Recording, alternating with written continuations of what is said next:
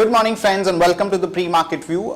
We had a very good start to 2013 as our markets have almost touched about 6,000 levels on the Nifty, and also we had some resolution finally on the fiscal cliff, and the final voting in the Senate is underway and the outcome would be known in a couple of minutes, and most likely it's going to be positive. Though the larger issues of debt ceiling and the spending cuts remain, and US will have to really do something about it by March so that you don't have major fiscal related issues. But overall, this entire fiscal cliff development has come in as a relief for the global markets, and we are seeing most of the markets reacting very positively to that.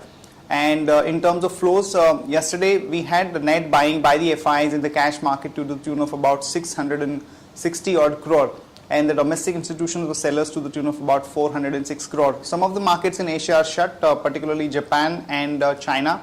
But Hang Seng has started off on a very good note, and actually it's up almost about 350 points, which means it's up about 1.5%. And even our markets should start off on a good strong note, and we have actually crossed almost 6,000 as per the indications by the SGX Nifty. On that note, let me invite Shaival to take us through important F&O cues, ideas and strategies that we could have in the F&O market. Good morning friends, let's have a view at derivatives now. Friends, we have seen that in yesterday's trade, markets have rallied significantly, and the reason purely being that the Senate has cleared the fiscal cliff voting. So now we need to watch on that what is the further development in today's trade. But what we have seen in yesterday's trade is that the PCR ratio has further increased to 1.02. We have seen that the PCR ratio started with 0.88. The series started with 0.88 and it has bounced back sharply. So what we feel is that the momentum in the market would continue, and this is a good level to watch on. Now we've seen that the long positions were accumulated in yesterday's trade. But if we have a look at the activity on the options front, what we've seen is that 6,000 call as well as put option has witnessed a good activity. So 6030, 6050 is what we feel would act as a hurdle for the market as the trend would continue on the high side. But we may see some time-wise correction coming in, or say a retracement from 603050 level in coming trading sessions. From intraday perspective, we have identified three stocks as SGX Nifty is suggesting a positive opening. Maruti is looking good, so one can buy Maruti with stop loss of 1506. Adani Enterprise is also looking good, so one can maintain a stop loss of 274 rupees 65 paisa. And IRB Infrastructure is looking good, so one can maintain a stop loss of 129 rupees 50 paisa. Thank you. Back home, we saw very strong movement in our markets in Nifty, and as I said, it was up about 45 to about 50 points, and even the opening is likely to be quite good. And in yesterday's trade, banking and metals were the two sectors where we had seen a very strong movement, particularly the banking sector as a whole. Both private sector banks as well as the public sector banks were up anywhere from about 2 to 5%. And even Bank Nifty has crossed important resistance of about 12,600, and most of the technical analysts are putting the next level for Bank Nifty to be around 13,200 level. So there is a possibility of about 400 to 500 points kind of an up move in the banking sector, and even metals for that matter is looking quite positive at this point of time. Here are the important news and events that we are tracking today.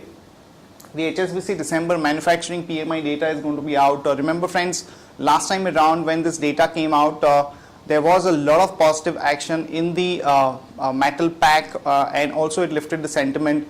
So this is the number that we'll be keenly watching out for.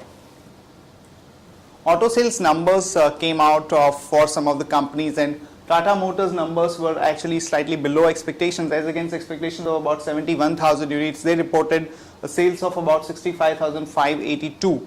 But remember that Tata Motor right now is riding on the global story, and the domestic operations haven't been playing an important role. So the market may not react too much negatively to this data.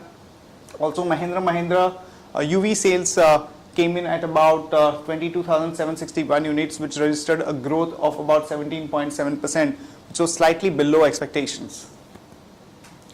Aurobindo Pharma has received the US FDA approval to manufacture and market migraine tablet, which has a overall market of about $300 million, and on the back of that one can go long on Aurobindo with a stop loss of 190 and a target of about 200 to about 204. NMDC is engaged in talks to acquire coking coal assets in Russia and Mozambique to feed its upcoming steel plant in Chhattisgarh, and one can go long on NMDC with a stop loss of 166 and a target of about 174 to about 177. Government has imposed about 35% duty on electrical insulators to prevent the import from China, and on the back of that one can go long on BHEL with a stop loss of about 228 and a target of about 239 to about 244. And the government has slashed the import tariff value for gold and silver to about $539 and about $979 respectively, and that would be positive for Titan, so one can go long there with a stop loss of about 281 and a target of about 296 to about 301. That's it from all of us, friends. Have a nice trading session and see you tomorrow at the same time.